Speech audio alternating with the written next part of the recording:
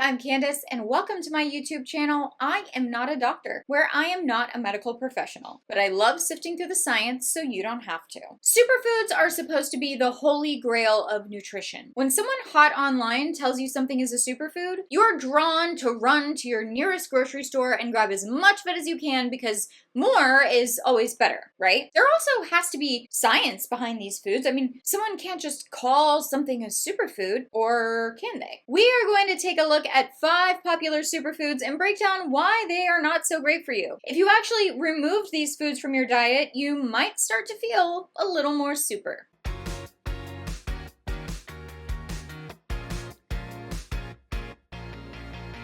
Have you ever wondered where the term superfood came from? Would you believe me if I told you it was originally used to describe bananas? The United Fruit Company hired an amazing marketer, Edward Bernays, who was gaining popularity due to his work for tobacco companies. We know tobacco and food have a pretty incestuous history, and this is just another example. Bernays paid scientists to write articles touting the wonders of bananas and coined the phrase superfood to appeal to the American public. This is just another example of a large company paying scientists to convince Americans to buy things. We should honestly just stop right there, and this should be enough evidence that anything labeled as superfood should be avoided altogether. But just in case you still need convincing, I'm going to break down some of the worst offenders, starting with honey. The main issue with honey is that this is not a better for you sweetener. You aren't doing your body a favor by putting honey in your coffee instead of sugar. If you are choosing honey for flavor over sugar, that's a different story, and you can be honest with yourself about it. But I still see lots of people actively including honey in their diet when they may not have initially because it's said to have so many benefits. Let's get some facts straight. If you put 1 tablespoon of honey in your tea or coffee, that's almost the same amount of sugar as a packet of Reese's peanut butter cups. Most people aren't just using 1 tablespoon. Most people just squeeze that little bear and move on with their day. No one would say eating a Reese's is a healthy thing to have with a meal. Why are we making exceptions for honey? You might say, well, it's a different kind of sugar. And yes, honey does have fructose and glucose. Fun fact though, fructose is actually 10 times more reactive when it comes to glycation than glucose. Glycation is when sugars stick to the proteins in your body and corrupt them, turning them into AGEs, which destroy your collagen, give you wrinkles, and turn your insides into the outside of crispy toast. Fructose intake is also associated with an increase in cancer, pulmonary arterial hypertension, and cirrhosis.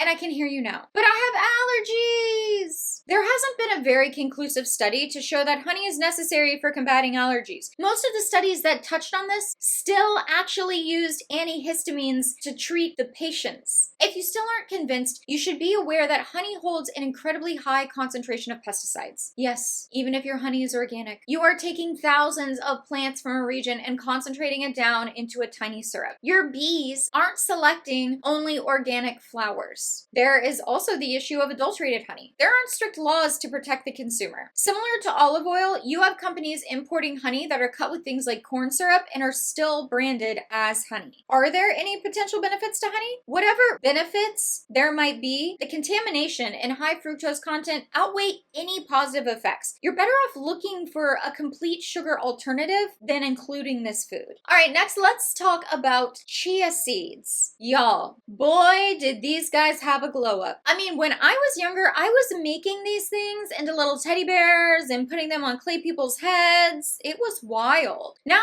all of a sudden, I'm supposed to eat these things. This is an example of a food that the benefits are actually so broad, they could easily be covered by other things in your diet. The whole hype around chia seeds being eaten began with Dr. Wayne Coates, promoting the benefits of chia seeds as a good source of fiber and omega-3s. First of all, we most likely eat too much fiber as a population, given the amount of gastrointestinal issues we have. Second, while it does have high omega-3s, it's a far inferior source to fish oils because the chia omegas are mainly alpha-linoleic acid, which your body doesn't process as well to be used. What you want is a high source of DHA, which you get from fish, not these seeds. Another scary thing is that people will eat a ton of these for weight loss, but without enough water, they've been shown to cause intestinal blockages and major digestive issues. issues. Another thing to note about Dr. Wayne Coates is he actually produces and sells chia seeds. It would probably be weird if he didn't push the value of something he was making money off of.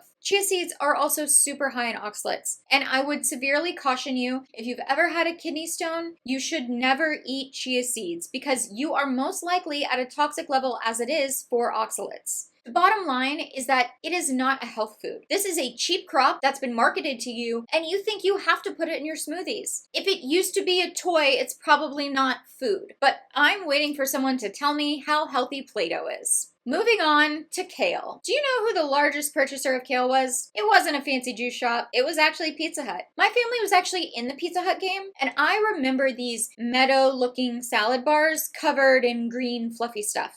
Although even Pizza Hut had the sense not to put this stuff in the food they were giving to consumers. I want to liberate you here. I think we can all agree kale, raw or cooked, tastes like crap. But most of us eat it because it's supposed to be so healthy and better than lettuce. You actually don't have to eat it. Nope. You can actually go get your romaine or iceberg for your salad and not feel guilty. In fact, you can actually feel good about your choice because kale is super high in thallium, which the Russians call the poisoner's poison because it's odorless, tasteless, and will make you lifeless in high doses. Kale loves to soak this stuff up as well as forever chemicals. Yes, even your organic kale can still use chemical pesticides. People who consume kale regularly have had enough thallium and heavy metals in their body that they suffer from fatigue, heart arrhythmia, nausea, digestive trouble, neurological problems, and hair loss. If you're worried about getting enough vitamin K, you can eat things with enough vitamin K in them that actually taste good, like cheese, pork chops, and chicken. Since we're talking about leafy greens, let's also touch on spinach. This guy is the culprit for your kidney stones due to its overwhelming oxalate content. Oxalates are little tiny pieces of glass-like material that plants have as a defense against their environment. Imagine them like hidden plant claws. The problem is your body doesn't get rid of them if you eat them continuously, and a lot of healthy food we consume is so high in oxalates that we end up with problems we feel like came out of nowhere, but they were a culmination of oxalate poisoning. You can buy oxalic acid as a heavy-duty cleaner for rust. Actor Chris Hemsworth was actually rushed to the hospital for surgery because of a kidney stone, and he was quoted as saying, "I was having 5 handfuls of spinach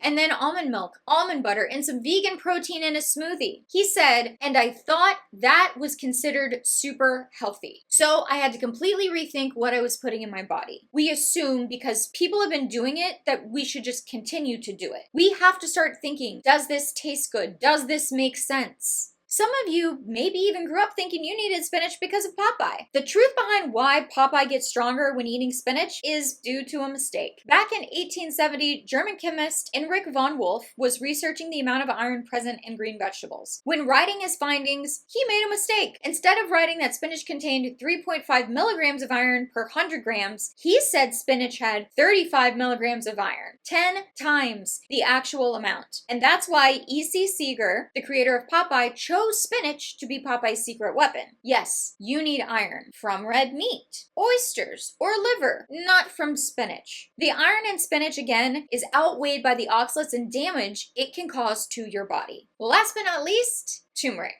Not only is it annoying to get out of anything white, but it's also annoying to your body. Turmeric has been touted for its anti-inflammatory effects, but this is just an herbal band-aid. If you have inflammation, it is from something you are currently doing to your body, and you need to focus in on what that thing is before you try to mask the symptoms. Turmeric is another high oxalate food that can have damaging effects on your kidneys. Another issue is that spices are becoming more and more adulterated when imported. There have been huge issues with turmeric having lead in it to actually give turmeric that vibrant yellow color. I'll tell you what's really inflammatory. Lead. Even if you aren't using dried turmeric and you're using the root, the conditions the roots are in are highly susceptible to mold. Most turmeric roots are very small, and so when you juice these, you have a ton of small mold spores in your juice. Turmeric juice also just tastes bad. Most of the time you have to put it with a high sugar juice or honey to get it down, which completely negates any good you could be doing by giving your body sugary, inflammatory substances. We need to start assessing what we think we are trying trying to achieve by adding these superfoods in? Are we trying to combat something like an ailment or inflammation? Are we trying to supplement with something we are deficient in? Or did we just start going out of our way to eat them because someone random told us to, or you saw it on the latest talk show? I would take note of how you feel when you consume these foods and do a deeper dive to see if removing them makes you feel better. What are some superfoods you have been duped in trying that didn't work out for you? Have you had any negative experiences with any of the foods I listed? Comment below with your thoughts on this video. I would love to hear from you. If you like this content, please subscribe to my channel. This lets me know you want me to keep making more. My goal is to help you thrive in a world that is set up to sell you the idea of health by people who still feel unhealthy. Remember, you are in control of your health. It just might take changing everything you thought you knew to get to where you want to be.